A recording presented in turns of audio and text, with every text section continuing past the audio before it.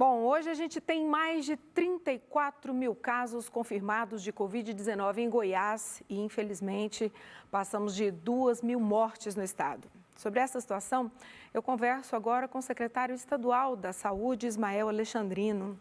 Boa tarde, secretário, bem-vindo. Boa tarde, Michele. É um prazer falar contigo e com todos os telespectadores.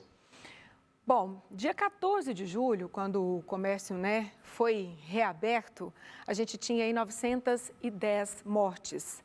Agora, nós já temos aí, de lá para cá, a gente teve mais de 1.000 mortes notificadas só nesse período. O senhor acredita que essa reabertura tenha realmente, assim, a influência direta nessa quantidade de mortes que a gente tem visto do mês passado para cá? Olha, Michele, não é uma relação direta, mesmo porque o óbito ele é mais tardio em relação à abertura, então não é algo que está temporalmente associado. Era esperado, né, que no início de agosto tivéssemos esse quantitativo, né, tinha até um estudo anterior do FG que falava que no final de julho teríamos 6 mil mortes, né, no final de julho nós tínhamos 1.656, então está dentro da expectativa até agora. A gente pode dizer, então, que o isolamento social poupou muitas vidas, né, secretário? Isso a gente pode afirmar? Sem dúvida, isso aí a gente não tem nenhuma dúvida. O isolamento social, principalmente aquele primeiro, Michele, além dele ter por si só diminuído a curva em relação aos outros estados, ele achatou, possibilitando a gente avançar na estrutura, ou seja, ele cumpriu o seu papel. Nós tínhamos 259 leitos de UTI e foram para 632, sendo 1.072 leitos dedicados à assistência Covid, de forma que não faltou assistência às pessoas que precisaram até o momento. Então, sem dúvida, o isolamento cumpriu o seu papel.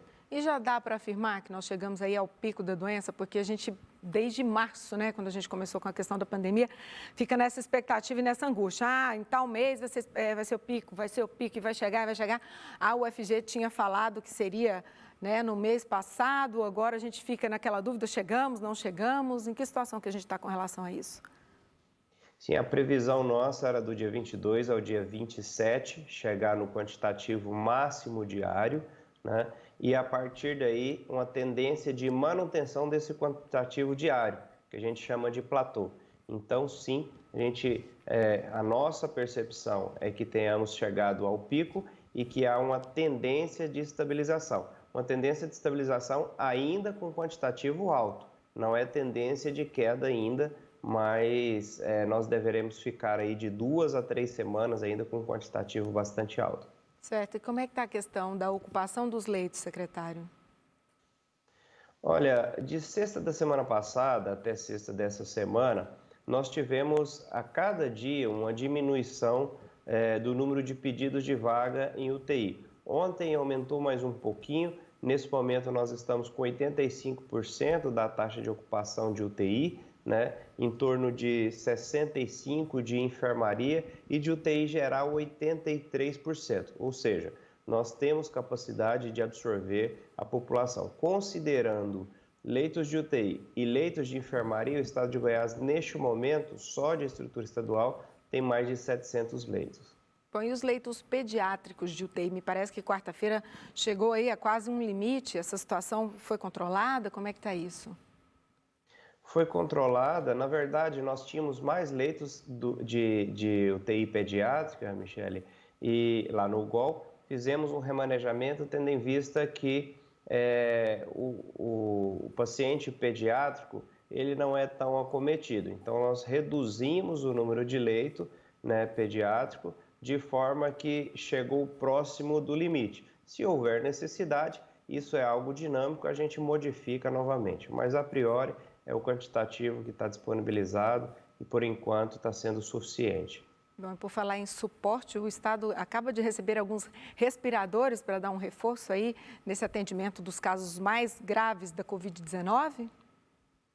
Recebemos sim. Ontem chegaram 50 ventiladores que havíamos comprado no início do mês de junho. São ventiladores que vieram aí da Itália, eles são muito robustos, de excelente qualidade e recebemos também 5 de doação da Enel, né? Então são mais 55 unidades que serão distribuídas à medida da necessidade, né, no HCamp Goiânia, HCamp Águas Lindas, que está na sua potencialidade toda aberta, tanto os leitos de UTI quanto de enfermaria, mas lá tem capacidade, caso seja necessário, de ampliar os leitos de UTI, e também Lusiânia e Formosa. Formosa estamos com 4 leitos de UTI, chegaremos a 10.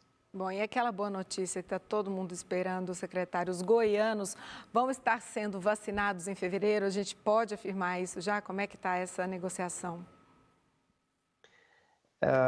Anteontem estive com o presidente Jair Bolsonaro e também com o ministro interino Eduardo Pazuello em Brasília.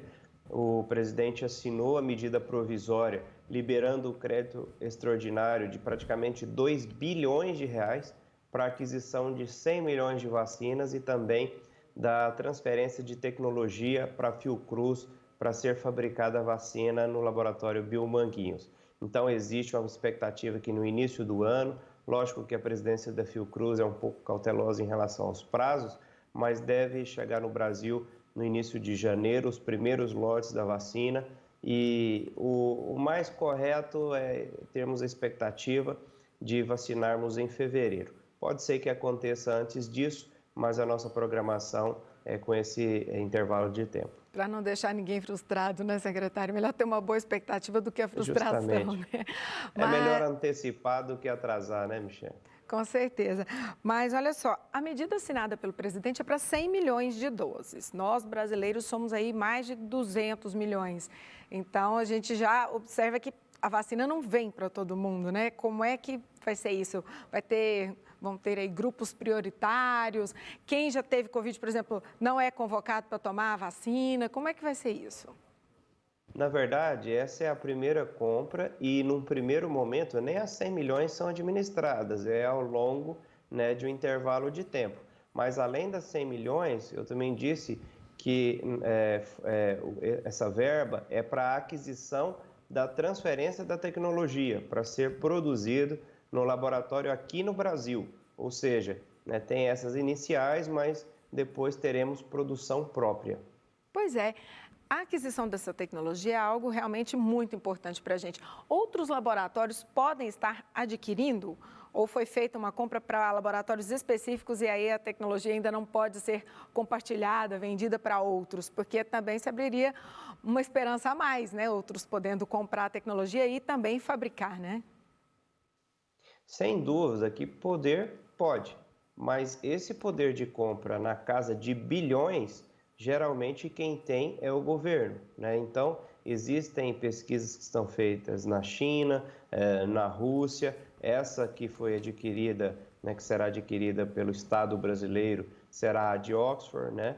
Então, essa possibilidade existe, o mercado ele é aberto, mas dificilmente um laboratório privado terá condição de bancar aí algo nessas casas de 2, 3 bilhões, né, e disponibilizar de forma gratuita para a população. Certo. Secretário, só para a gente encerrar, ontem teve uma reunião aí, acho que com os representantes de bares e restaurantes, sobre uma possibilidade de voltar a ter apresentações, né, musicais, culturais, enfim. O que ficou definido nessa reunião? Isso volta, não volta por agora?